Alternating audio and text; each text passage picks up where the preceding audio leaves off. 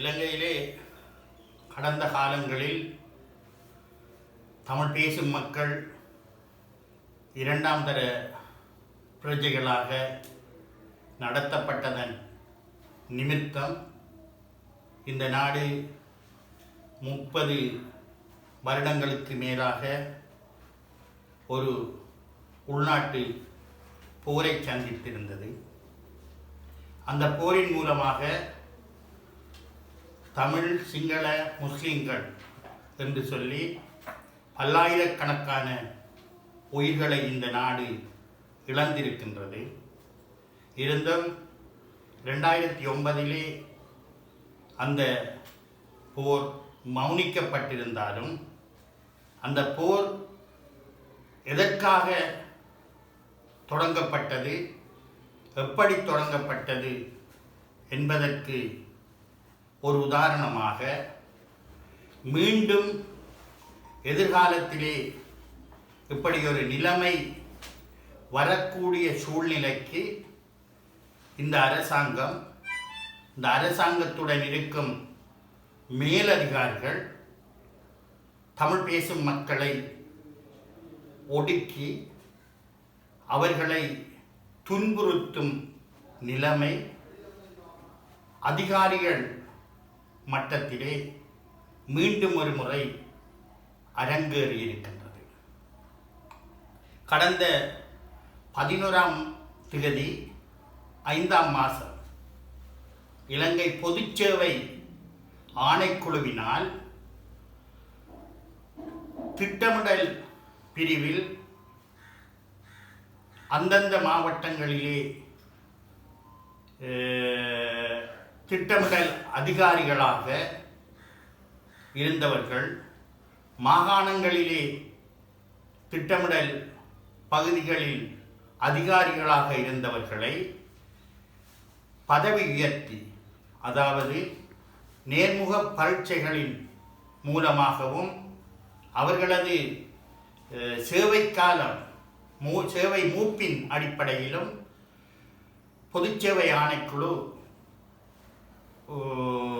5ஆம் மாதம் 11ஆம் தேதி எடுக்கப்பட்ட தீர்மானத்திற்கு அமைய அவர்களுக்கு பதவி உயர்வு கொடுத்து பொது நிர்வாக அமைச்சுக்கு 10 பேர்களை சிபார்சு செய்திருந்தது.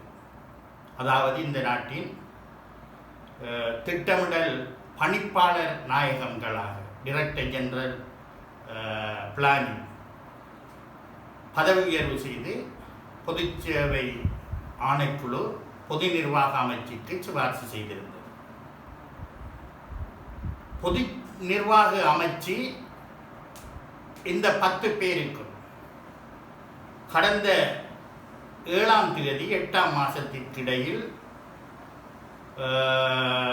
அவர்களுக்குரிய கடமைகளை அந்தந்த அமைச்சுக்களிலே கடமைகளை கொடுத்து 8ஆம் மாதம் 7ஆம் தேதிக்கிடையில் அவர்களது கடமைகளை பொறுப்பேற்கும்படி கடிதம் மூலமாக அறிவுறுத்தல் வழங்கியிருந்தது. அந்த வகையில் 10 பேர்களுக்குள் 5 சிங்களவர்களும் 4 தமிழர்களும் ஒரு முஸ்லீமும் இருந்தார்கள்.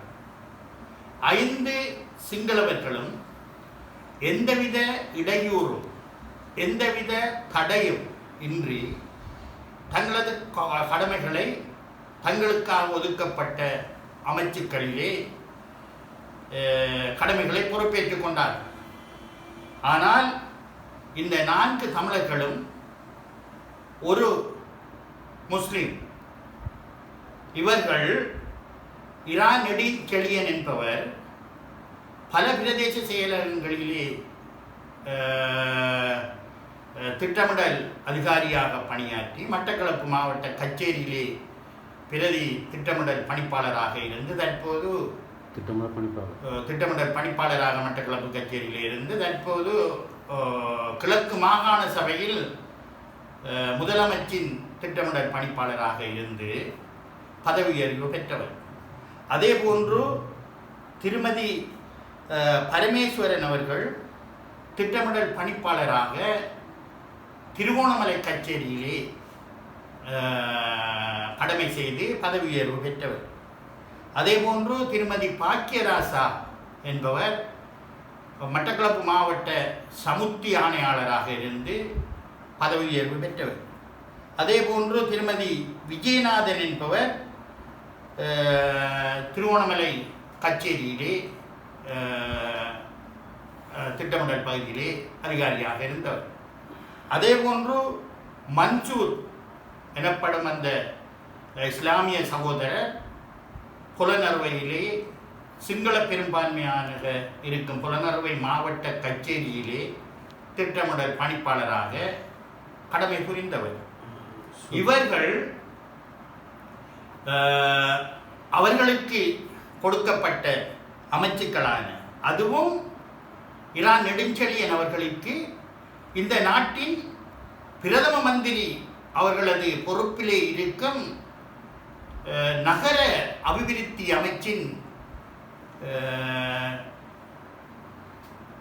டைரக்டர் ஜெனரல் பணிப்பாளர் நாயகம் திட்டமிடல் பகுதிக்கு நியமிக்கப்பட்டிருந்தார். அதேபோன்று திருமதி பரமேஸ்வரன் அவர்கள் தொழிலமைச்சின் பணிப்பாளர் நாயகமாகவும், திருமதி பாக்கியராசா அவர்கள் சமுத்தி அமைச்சுக்கும், திருமதி விஜயநாதன் அவர்கள் சிறுவர் மற்றும் பெண்கள் அபிவிருத்தி அமைச்சுக்கும், மன்சூர் எனப்படுபவர் நீர்ப்பாசன அமைச்சுக்கும் பணிப்பாளர் நாயகங்களாக பதவி உயர்வு பெற்று பொது நிர்வாக அமைச்சு இவர்களுக்கு கடிதம் கொடுத்திருந்தது. இந்த 5 பேரும் தங்களது கடமைகளை பொறுப்பேற்க சென்ற விடத்தில் 5 அமைச்சுக்களின் செயலாளர்களும் இவர்களை பதவி ஏற்பதற்கு தடையூறாக இருந்திருக்கின்றார்கள். அவர்களை பதவி ஏற்பதற்கு விடவில்லை. காரணம் கூறப்பட்டிருக்கின்றது, இங்கு சிங்கள மொழி மூலம்தான் நிர்வாகம் செய்ய வேண்டும், நீங்கள் அதற்கு தகுதியற்றவர்கள் என்று காரணம் கூறப்பட்டிருக்கின்றது. உதாரணத்திற்கு மன்சூர் அவர்கள் புலனறுவை மாவட்ட கச்சேரி முற்றுமுழுதாக சிங்கள பாஷையிலே நிர்வாகம் செய்யும் அந்த கச்சேரியிலேயே பணிப்பாளராக திட்டமிடல் பணிப்பாளராக கடமை செய்தவருக்கு சிங்கள மொழி மூலம் நீர்ப்பாசன அமைச்சிலே கடமை செய்வதற்கு எந்த தடையும் இருக்காது என்று நான் நினைக்கின்றேன். நிகழ்வு ஒரு திட்டமிடல் நிகழ்வாகவே இந்த திட்டமிடல் பணிப்பாளர்களுக்கு நடைபெற்றிருக்கின்றதாகத்தான் நான் அறிகின்றேன். ஏனென்றால் 5 அமைச்சுக்களின் செயலாளர்களும் ஒன்று கூடி ஒருமித்து பேசி இந்த துன்பகரமான நிகழ்வை செய்திருக்க மாட்டார்கள். இவர்களுக்கு யாரோ ஒருவர், அது அவர்களது மேல் அதிகாரியாகவும் இருக்கலாம், அரசியல்வாதியாகவும் இருக்கலாம், 10 பேர் பதவி உயர்வு பெறுகின்றார்கள், 5 பேர் தமிழ் முஸ்லிம்கள். இந்த 5 பேரையும் கையெழுத்து வைப்பதற்கு, அவர்களது பதவியை பொறுப்பெடுப்பதற்கு விட வேண்டாம் என்று அறிவுறுத்தல் செய்யப்பட்டிருக்கலாம் என்றுதான் நான் நினைக்கின்றேன்.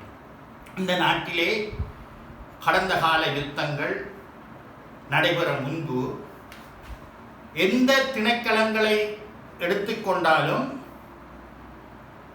ஒரு காலத்திலே தமிழ் அதிகாரிகள் தலைமை பொறுப்புகளிலே இருந்த வரலாறுகள் இருக்கின்றது. அதற்கு பின்பு நிர்வாக சேவைகளிலும் பல்கலைக்கழக நுழைவுகளிலும் இன்னும் பல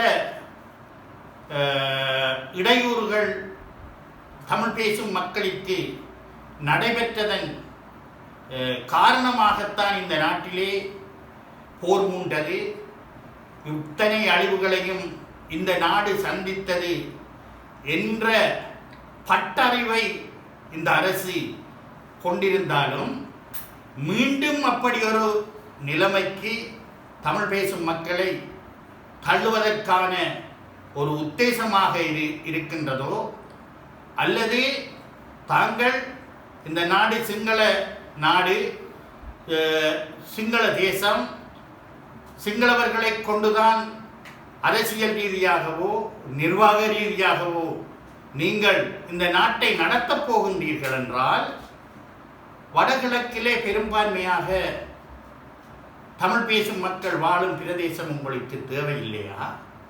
அல்லது எதிர்காலத்திலும் தமிழ் பேசும் மக்களை நீங்கள் அடிமைகளாக வைத்திருக்க போகின்றீர்களா? மத்திய அரசாங்கத்திலே சிங்கள மொழி மூலம்தான் நீங்கள் நிர்வாகம் செய்ய வேண்டும், சிங்களவர்களை கொண்டுதான் நீங்கள் நிர்வாகம் செய்ய வேண்டுமென்றால் வடகிழக்கிற்கு எதற்காக சிங்கள அதிகாரிகளை நியமிக்கின்றீர்கள்?